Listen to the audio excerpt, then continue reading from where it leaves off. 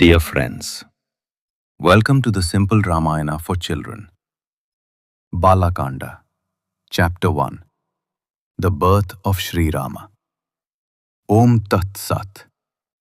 I salute Valmiki, the cuckoo bird of poetry, who sits upon the branch of literature and sweetly sings Rama, Rama, with melodious syllables. In the northern part of Bharatakhanda, India, renowned for truth, dharma, and righteousness, there was a land called Kosala. It shone with citizens who were always happy, and with land abundant in wealth and grains. Ayodhya, situated on the banks of the Sarayu River, was its capital. It was as if Emperor Manu had created it with his mind. Its length was 12 yojanas and width 3 yojanas. It had expansive royal streets with rows of trees on both sides, flower-filled gardens here and there, and fountains. With all these beautiful features, that magnificent city resembled Amaravati, the capital of heaven. In it, King Dasharatha, as fortunate and prosperous as Indra himself, ruled righteously. Sumantra, an expert in political science, was the first among his 8 ministers. The great sage Vasishtha, well versed in the Vedas and Vedanta, was the king's priest and devoted to serving his welfare. Due to the efficiency of these ministers and priests, the kingdom was prosperous and free from troubles. The king was world famous. The subjects lived happily and peacefully, devoted to their own duties. Dasharatha's royal household was blessed with 3 great queens, Kausalya, Sumitra, and Kaikeyi. These queens were conducive not only to worldly pleasures, but also to spiritual welfare. The king spent a long time enjoying the essence of domestic happiness with them.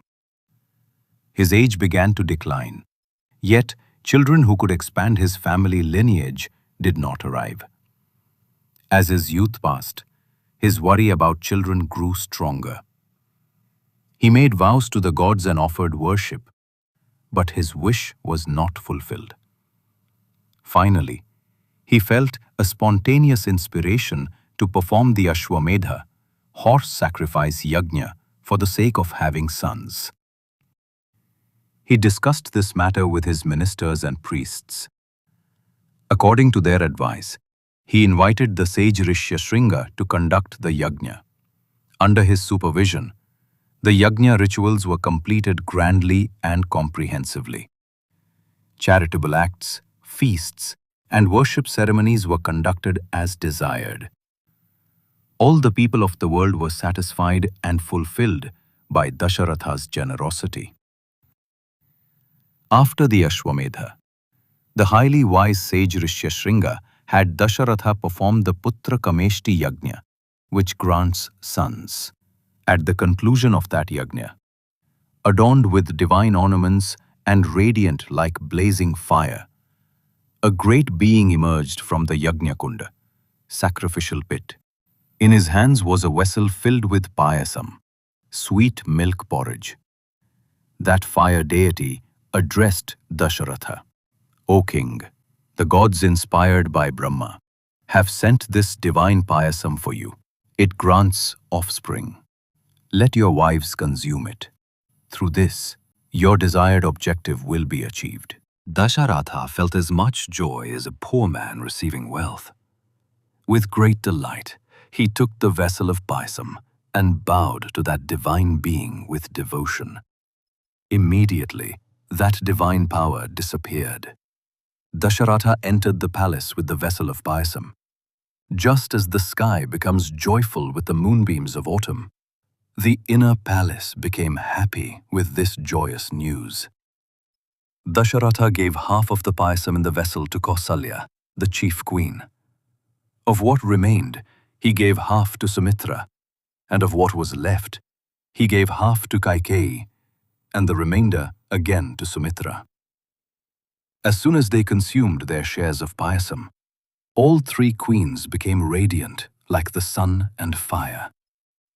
Within a few days, all three great queens conceived, bringing immense joy to Dasharatha's eyes and heart. He remained in anticipation of the birth of sons.